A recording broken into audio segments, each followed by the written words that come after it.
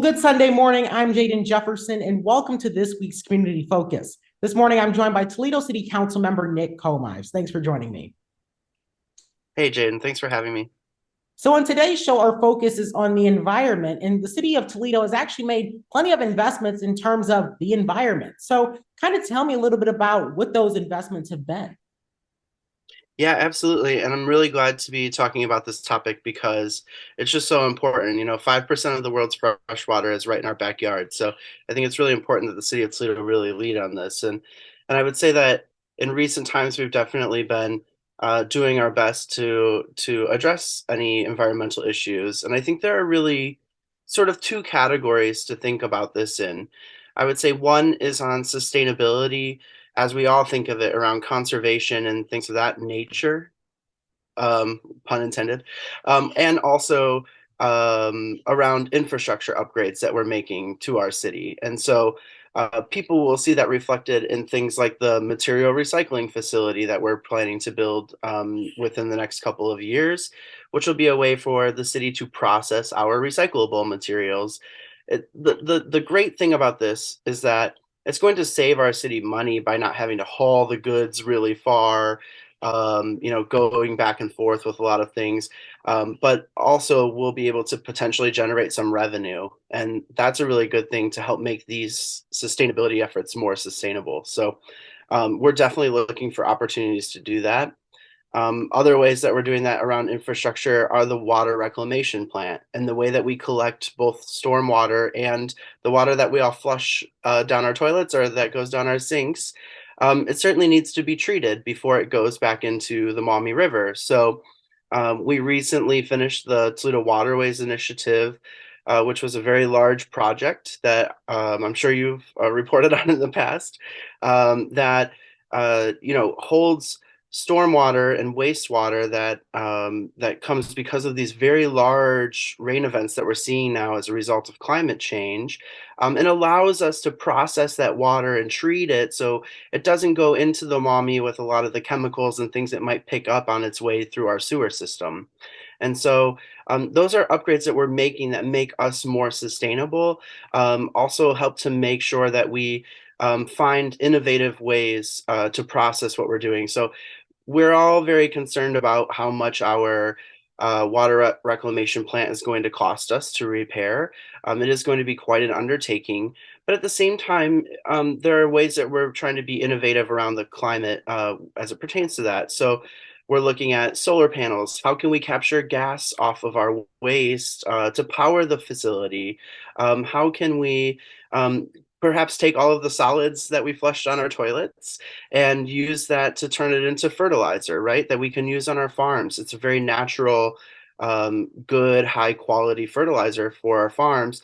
That also then leads to less phosphorus and other types of runoff that we see that really cause the harmful algal blooms that we see in the summertime. So we're really trying to think very innovatively around our infrastructure right now, to not only accomplish the needs that we just have to keep us all safe and be careful of public health, but also to find ways to generate some revenue or to perhaps convert things into energy. So these are all really productive uses for us. And not to compare Toledo to other cities, but in terms of our comparison to other cities, what does Toledo look like? Are we doing enough?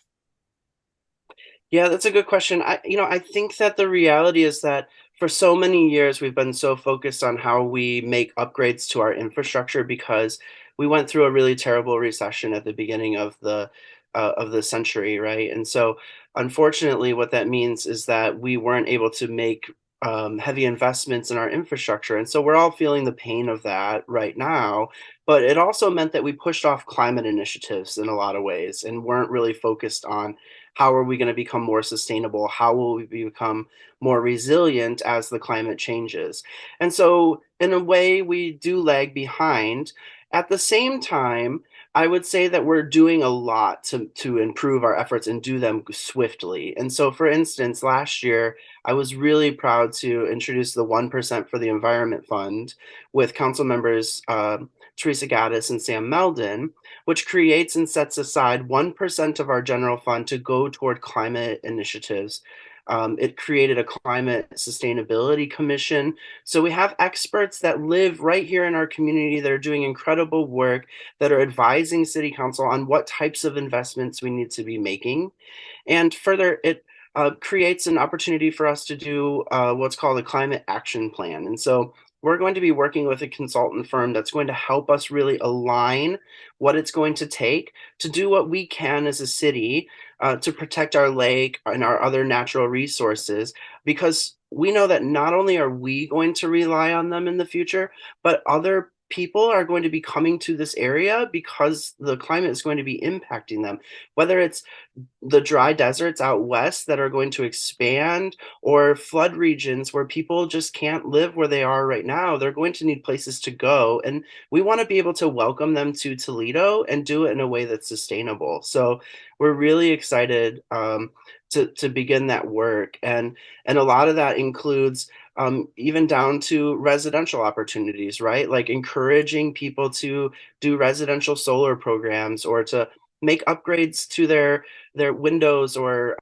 insulation. And these are things that we're helping to provide grant money for, or there are federal dollars that we're funneling through our Department of Neighborhoods right now.